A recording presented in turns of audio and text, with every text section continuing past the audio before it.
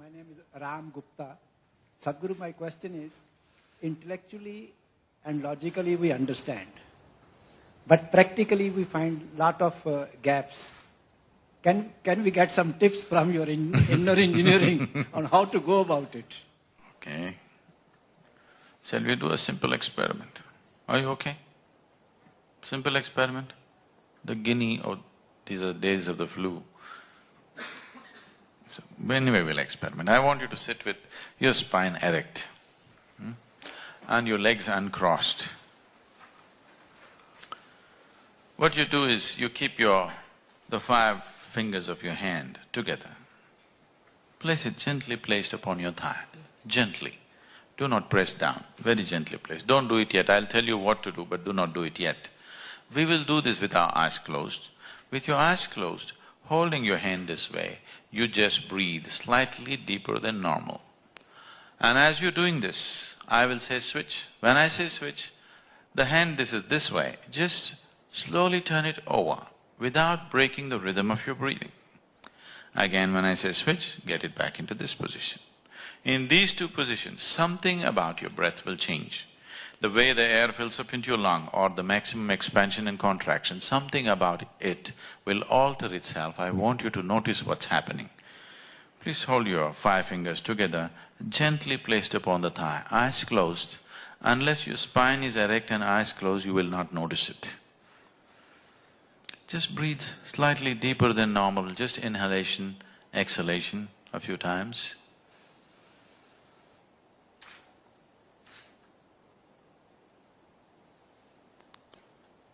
Switch.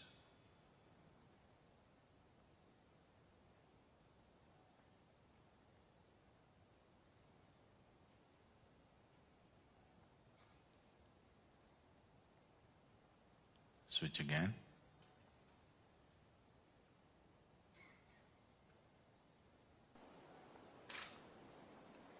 Please open your eyes. Do you notice some change in your breath? Can someone say what? When it's this way, where is the maximum expansion? Could you notice that? Where is this? Deeper in one of them. Okay. What's happening, I will tell you. Just do 1 breath and you will notice this. When you hold the palm facing down, the maximum expansion and contraction is in the lower lobe of the lung, so you notice it in the diaphragm region. If you turn this around, it is shifting to the middle lobe of the lung, so you notice it higher up in the chest. Just take 1 breath and see, you will notice this.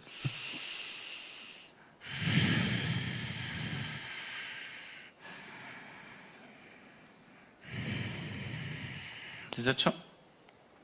Just turning your hand over, the very way you breathe is altering itself. This is not just about the breath.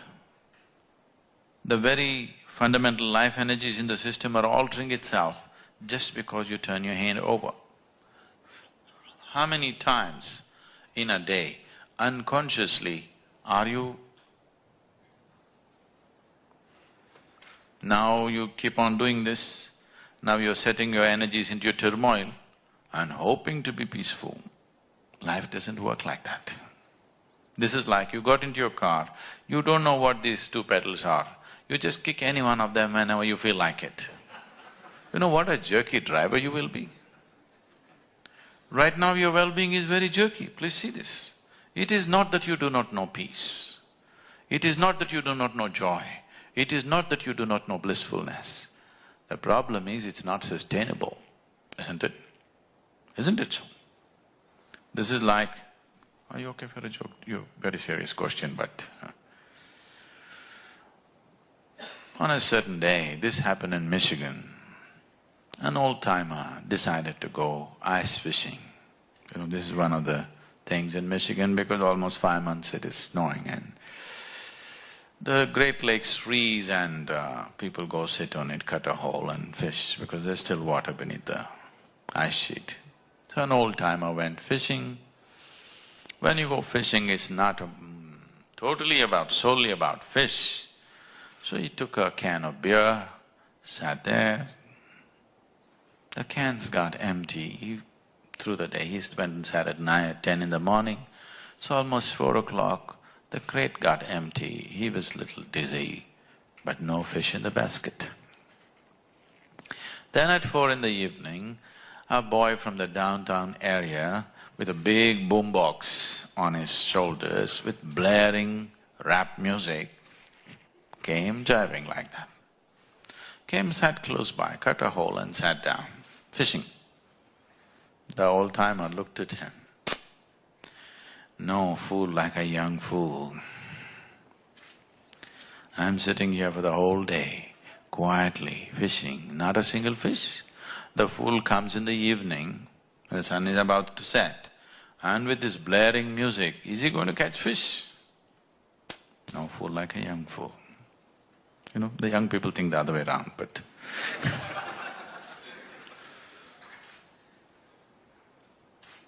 then, within 10 minutes, to his amazement, the boy caught a big trout.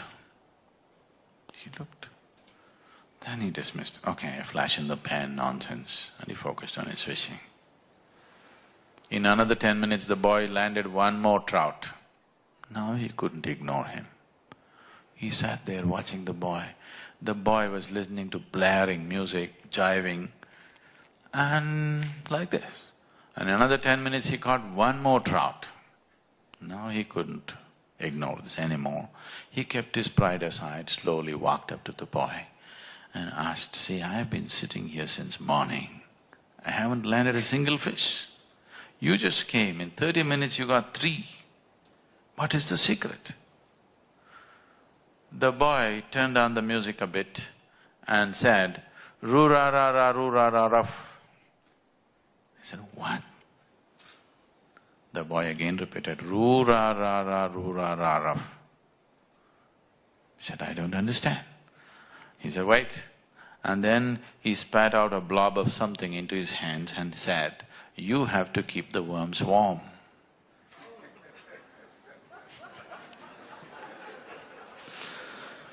Unless you do the right things will not happen to you. So, because the technology is subjective, it's about you. See, if it was about something else, I would have written a book and given it to you. Because this is about you. You are the object and you are the subject. So here, it needs a different level of focus. Right now, your whole focus is outward, in the sense, right now the way you perceive life is through 5 sense organs. Seeing, hearing, smelling, tasting, touching. This is the way you know life, isn't it so? If these 5 faculties shut down, you will have no experience of life. For example, right now if you dozed off a bit, that's not instruction. If you dozed off a bit, suddenly in your experience, I will disappear, for sure. Everybody around you will disappear, and you will also disappear, isn't it so? You fell asleep for a moment, the world disappeared and you also disappeared. Everything is going on, but in your experience, everything is gone. Simply because the 5 sense organs have shut down. So these 5 sense organs are the basis of your experience right now, and they're essentially outward bound. You can see what is around you. You can't roll your eyeballs inward and scan yourself.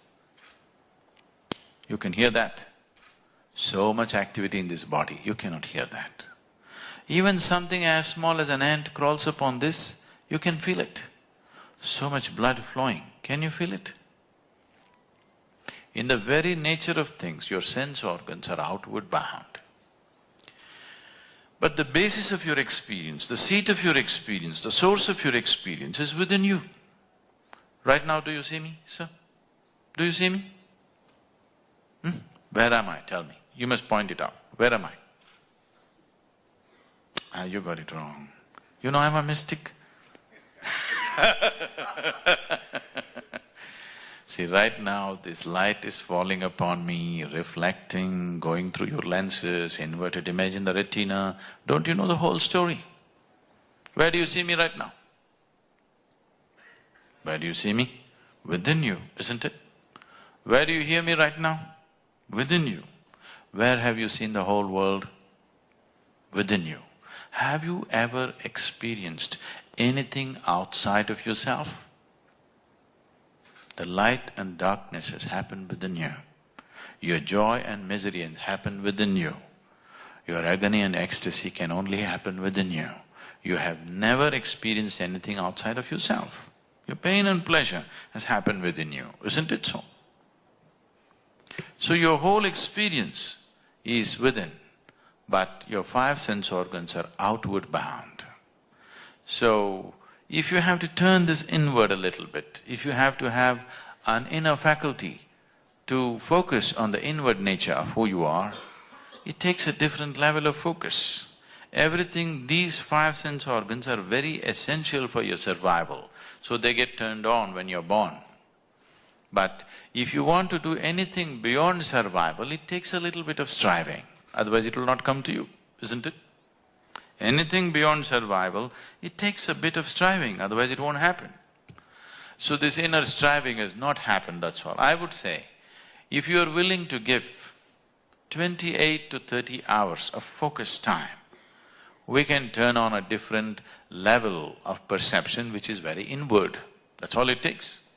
28 to 30 hours of committed focused time.